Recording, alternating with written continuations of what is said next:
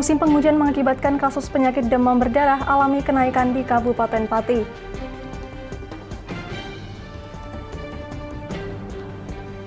Seorang pria di Semarang nekat mencuri uang dan handphone di bekas kantornya akibat terlilit hutang. Sejumlah pasar tradisional di Tegal mulai menggunakan pembayaran elektronik berupa barcode melalui QRIS. Selamat sore pemirsa, bersama saya Amanda Soraya, inilah Jateng hari ini. Upaya percepatan vaksinasi sebelum Natal dan Tahun Baru 2022 dilakukan pemerintah Provinsi Jawa Tengah.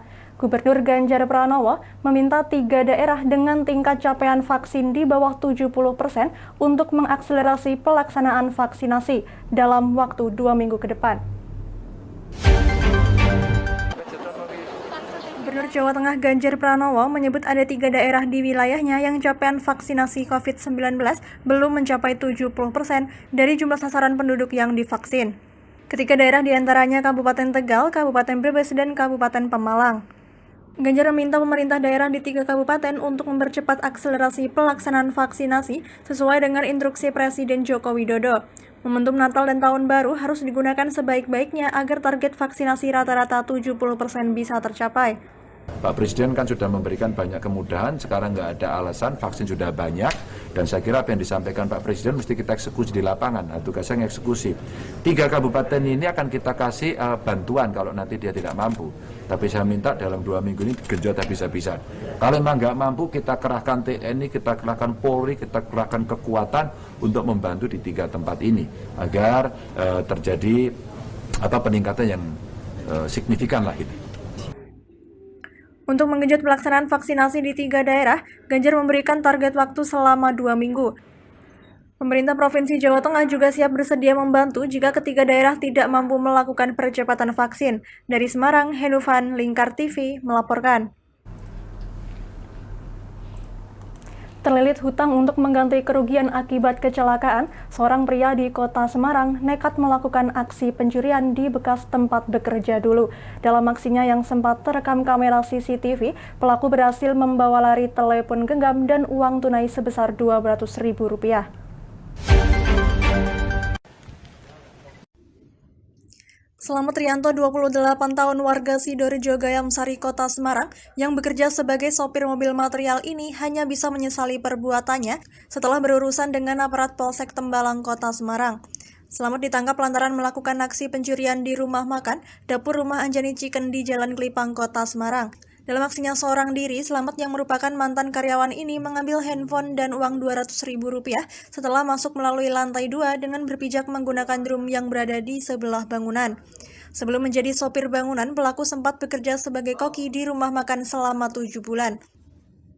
Naas bagi pelaku, di saat akan mengantarkan material bangunan, mobil yang dikendarai menabrak rumah warga. Atas kejadian yang dialaminya, pelaku harus mengganti kerusakan mobil dan rumah warga dengan total kerugian sebesar 20 juta. Di hadapan polisi, Selamat mengaku melakukan aksi pencurian lantaran terdesak hutang, lantaran uang hasil penjualan barang miliknya yang hanya terkumpul 4 juta dan masih kurang untuk menutupi kerugian akibat kecelakaan yang dialami. Saya kerja di kuli bangunan waktu itu, dan saya membawa pasir dan juga semen untuk ke yang dikerjakan karena jalan turunan yang sangat tajam, handremnya itu los. Handremnya itu los, niat saya mau mengendalikan mobil itu malah kepijak ke gas. Akhirnya nabrak satu rumah, menghancurkan satu rumah dan satu mobil Polisi dengan mudah membekuk pelaku di wilayah Sendangguwo, Semarang. Inisial saya tadi ada masalah di luar, dia sangat membutuhkan biaya yang sangat mendukung sekali. Itu mengingat dia terbayang untuk mengambil sesuatu di tempat akhirnya dulu dia itu Anjani Chicken. Untuk mempertanggungjawabkan perbuatannya, kini pelaku mendekam di sel tahanan Mapolsek Tembalang, Semarang dan dijerat pasal 363 dengan ancaman hukuman maksimal 9 tahun penjara. Dari Semarang, Henufan, Lingkar TV melaporkan. Ya, jangan kemana-mana pemirsa, kami akan kembali usai jeda pariwara. Tetap bersama kami.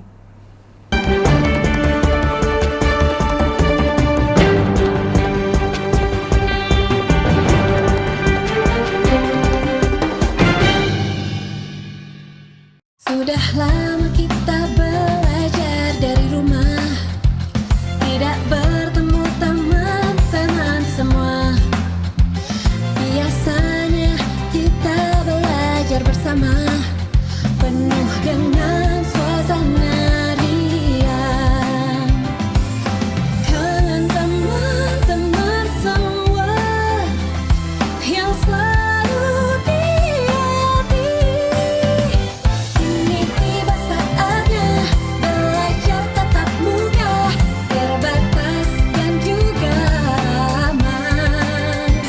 Atas izin orang tua kita bertemu lagi, ingatlah hari ini. Etika baku bersih, cek suhu jangan lupa, cuci tangan dahulu, jaga jarak selalu, pakai maskermu.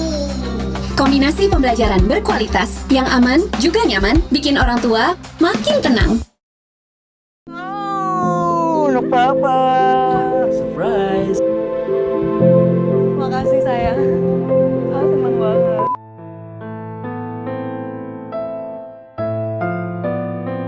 Kadang hidup tak seindah dalam film. Selamatkan perempuan, anak, dan orang terdekat Anda. Iklan layanan masyarakat ini dipersembahkan oleh Kementerian Pemberdayaan Perempuan dan Perlindungan Anak. Ini daging sapiku. Ini dagingku. Ini daging sapiku. Yah, daging sapinya habis. Lihat. Ini buah apa tuh? Wah. Memang daging cuma dari sapi saja. Ada ayam petelur, ada ayam potong ketok. Telur ayam mengandung omega 3 penting untuk protein otak. Ada kelinci, kambing, bebek, burung, dan jenis unggas lainnya. Juga memiliki gizi protein bermanfaat untuk pertumbuhan. Bahkan susu kambing punya segudang khasiat protein kekebalan tubuh. Nah, mulai sekarang peliharalah ternak. Ragam protein bikin otak cerdas. Ternak dirawat, hasilnya bermanfaat. Proteinnya kaya, masaknya bikin mesra. Cie. Ayo santap masakan kaya protein. Ayo konsumsi ragam protein secara rutin dan lestarikan ternak lokal. Ayo, sukseskan keragaman protein.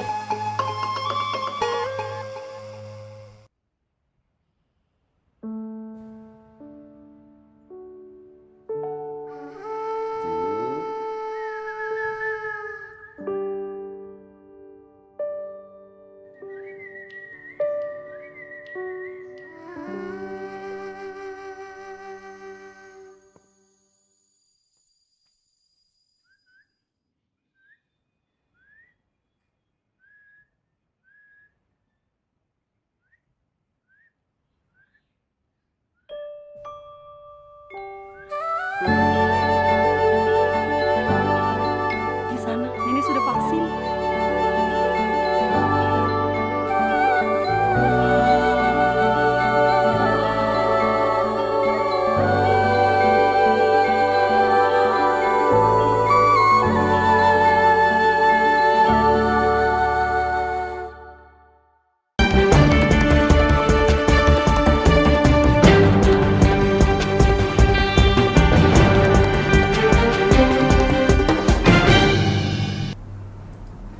Ya, kasus demam berdarah di Kabupaten Pati tercatat naik. Kenaikan kasus demam berdarah sendiri dikatakan Dinas Kesehatan Kabupaten Pati merupakan hal yang wajar karena memasuki musim penghujan. Ditemui usai menghadiri acara peringatan Hari AIDS tempo hari, Kepala Bidang Pencegahan dan Pengendalian Penyakit Dinas Kesehatan Kabupaten Pati, Joko Laksono mengungkapkan bahwa kenaikan terjadi di beberapa kecamatan. Kenaikan angka kasus demam berdarah di Kabupaten Pati dinilai Joko Laksono sebagai hal yang wajar karena siklus musim penghujan. Ia menyebut bahwa pada November lalu tercatat 7 kasus baru ditemukan di Kabupaten Pati. Disinggung mengenai dana, Joko Laksono mengungkapkan bahwa Dinas Kesehatan mengalami keterbatasan anggaran, oleh karenanya pihaknya hanya hanya melakukan upaya fogging pada program Jumat Bersih. Dan cuman kita mengantisipasi dengan anggaran yang ada di DKK dengan fogging dan sikat baik program kita, artinya Jumat Bersih lah kalau yang zaman dulu, insya Allah terkendali dan tidak kita pungkiri karena ini hujan ya, nanti kan panas gini, terus nanti sore pasti hujan, pasti perindukannya akan meningkat dan itu teman-teman sudah kita surati semua bahwa jangan hanya mikir vaksinasi, bahwa hari ini kita bulan November itu bulan naiknya kasus DBD nanti sampai April, kalau April kan sudah panas biasanya hilang sendiri dan kasusnya istilahnya ada peningkatan, cuman masih terkendali Mas kalau kita bilang ya masih terkendali dan kita punya anggaran untuk fogging. Ya kalau dibilang kemarin satu kecamatan tambah satu, tapi tidak semua kecamatan. Ya ada 7 kasus baru. Itu yang mondok, kemudian mereka feedback di kita di rumah sakit. Kemudian kita lacak, kita lakukan fogging karena kalau sudah mondok harus kita fogging Mas kan positif dia ya. Kabid Pencegahan dan Pengendalian Penyakit Dinas Kesehatan Kabupaten Pati, Joko Laksono mengungkapkan bahwa pihaknya sudah memberi arahan kepada pegawai di lingkungan Dinas Kesehatan agar tidak hanya mengurusi vaksin tetapi juga demam berdarah. Hal itu ia ungkapkan karena siklus musim penghujan akan melanda setidaknya sampai bulan April dan ia memperkirakan bahwa kasus demam berdarah akan hilang dan menurun pada bulan April dengan sendirinya karena sudah tidak lagi memasuki musim hujan.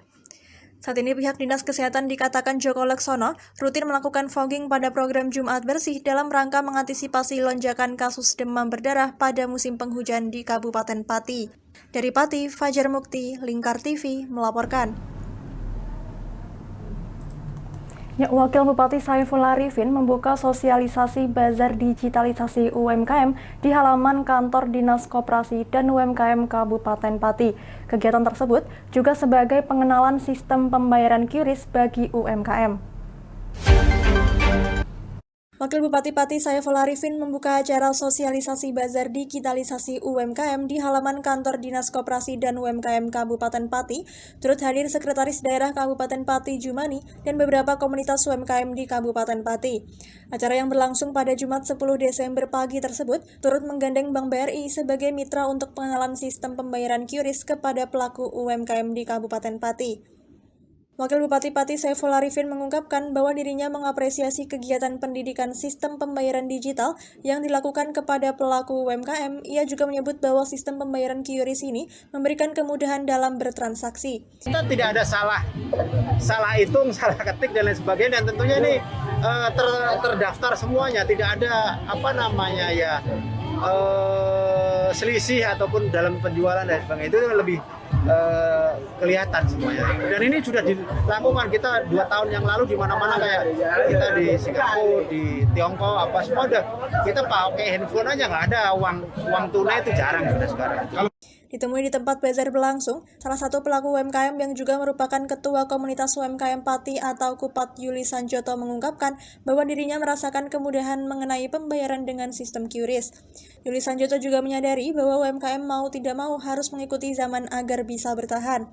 Salah satu tuntutan mengikuti zaman tersebut adalah dengan menyediakan pembayaran yang mudah dengan sistem barcode. UMKM itu dituntut bisa online. Klaster kerajinan.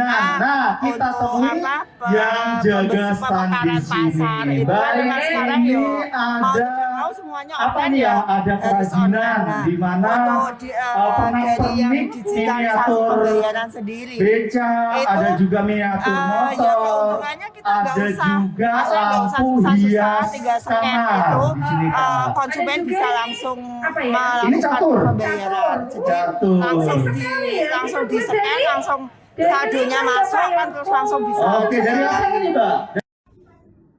Wakil Bupati Pati Saiful Arifin yang membuka acara sosialisasi bazar digitalisasi UMKM mengungkapkan bahwa pendidikan digitalisasi merupakan terobosan yang baik, apalagi menurutnya saat ini sudah banyak negara yang sudah menerapkan pembayaran dengan cashless. Saiful Arifin juga mengapresiasi dengan terbentuknya beberapa komunitas UMKM di Kabupaten Pati. Hal itu menurut Saiful Arifin dapat menjadikan komunitas UMKM bisa saling menguatkan satu sama lain. Dari Pati, Fajar Mukti, Lingkar TV melaporkan. Jangan kemana-mana pemirsa, tetap bersama kami di Jateng hari ini.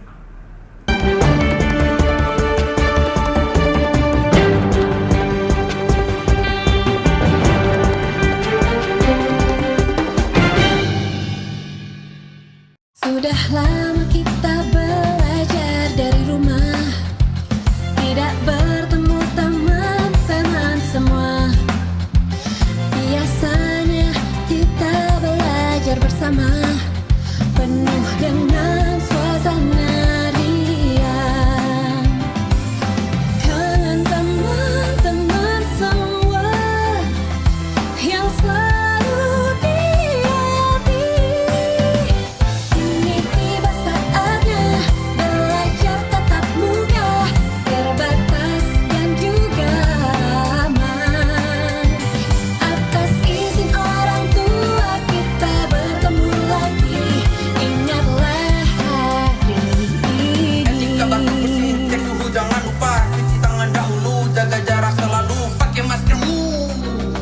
kombinasi pembelajaran berkualitas yang aman juga nyaman, bikin orang tua makin tenang. Oh, anak papa. Surprise. Makasih sayang. Seneng banget.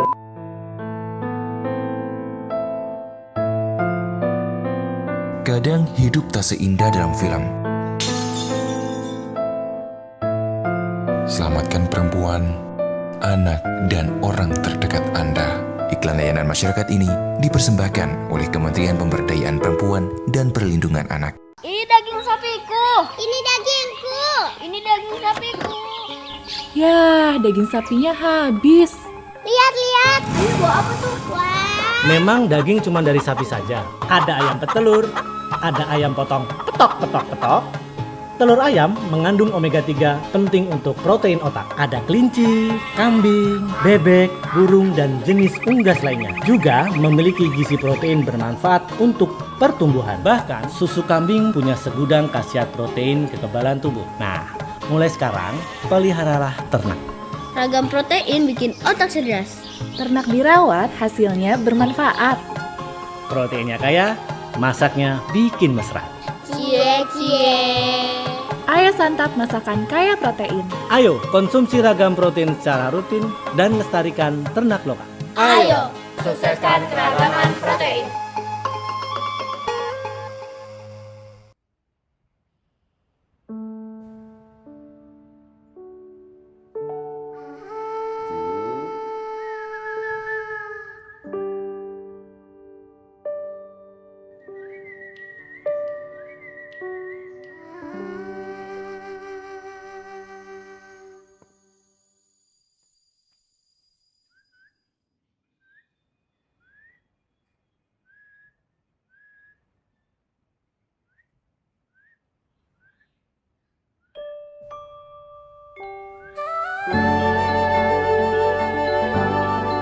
Di sana, Nenek sudah vaksin.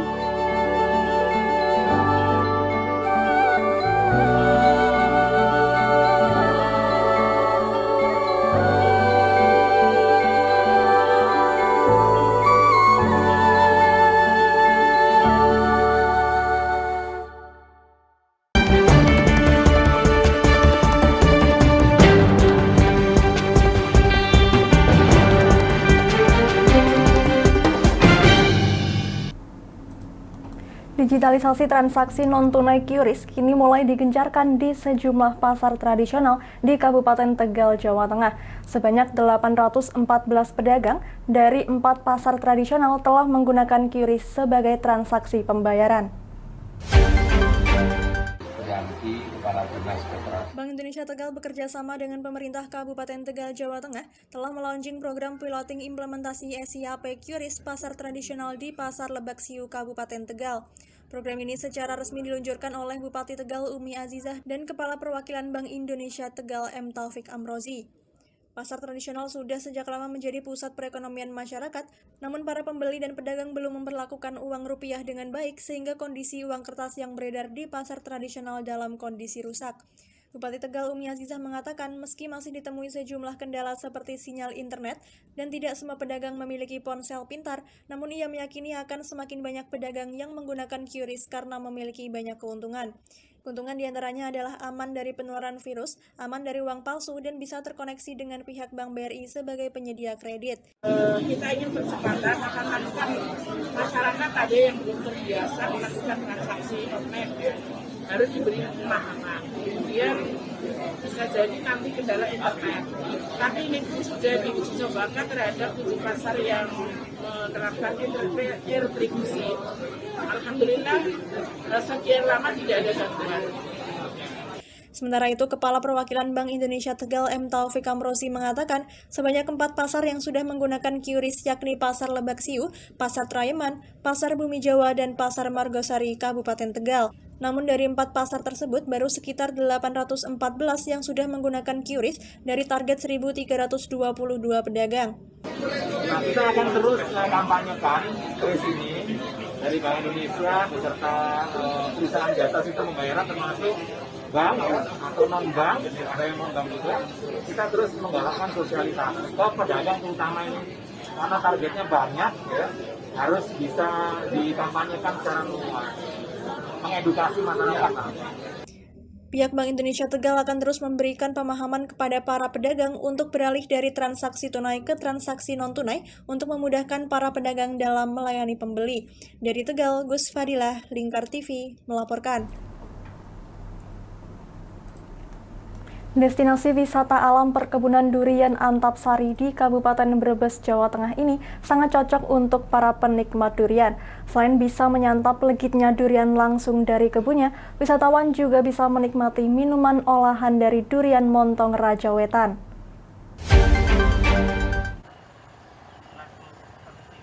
Kebun durian Antapsari di Desa Raja Wetan, Kecamatan Tonjong, Kabupaten Brebes, Jawa Tengah ini memang cukup jauh dari pusat kota Brebes. Namun perjalanan sejauh hampir 60 km melewati perbukitan dari kota Brebes akan terbayar saat menikmati legitnya durian montong langsung dari kebun. Berbeda dengan durian lain, durian montong Raja Wetan memiliki daging yang tebal dan biji kecil. Sejumlah pengunjung mengaku rasa dan tekstur durian yang seperti mentega berserat ini menjadi alasan berkunjung ke kebun durian Antapsari. Karena lagi booming kan, katanya Antapsari durian itu sangat bagus dan enak. Ternyata saya jauh-jauh dari Jogja, saya merasakan benar-benar luar biasa. Berbagai jenis durian seperti golden montong, cani, dan sitokong ada di kebun durian ini. Selain menikmati legitnya durian, wisatawan juga bisa menikmati minuman olahan dari durian, seperti sop durian, es krim durian, dalgona kopi durian, hingga dalgona durian beragam rasa seperti dalgona anggur, alpukat, dan permen karet. Salah seorang pengunjung mengatakan dalgona kopi durian dengan racikan kopi, krim, dan durian menjadi menu minuman wajib. Aroma kopi dan durian menurutnya sangat pas untuk dinikmati. Iya, ini dalgona durian yang luar biasa, jadi daging durian itu di mix ya, di blender dengan topping coklat yang luar biasa, ini seger banget. Kebun durian seluas 12 hektar di ketinggian 450 meter di atas permukaan laut ini selalu ramai saat akhir pekan. Khusus akhir-akhir tahun, harga durian montong hanya Rp90.000 per kilogram. Sedangkan harga untuk minuman olahan cukup terjangkau mulai Rp5.000 hingga Rp15.000. Nah, untuk tahun ini kita ada penurunan. Tahun ini untuk montong biasanya kita kan 105, tapi sekarang hanya 90.000 per kilogram. Kemudian golden montong 130, dan untuk yang box seberat 600 gram itu cukup 115.000 aja. Kebun durian Antapsari kini tengah mengembangkan varietas durian lain yakni Musang King dari Malaysia untuk menarik para penikmat durian. Dari Brebes, Gus Fadilah, Lingkar TV, melaporkan. Yang berita tadi sekaligus menutup perjumpaan kita kali ini. Terus saksikan Jateng hari ini setiap pukul 17 waktu Indonesia Barat hanya di Lingkar TV. Akhirnya saya Amanda Soraya mewakili seluruh kerabat kerja yang bertugas pamit dari hadapan Anda. Terima kasih dan sampai jumpa.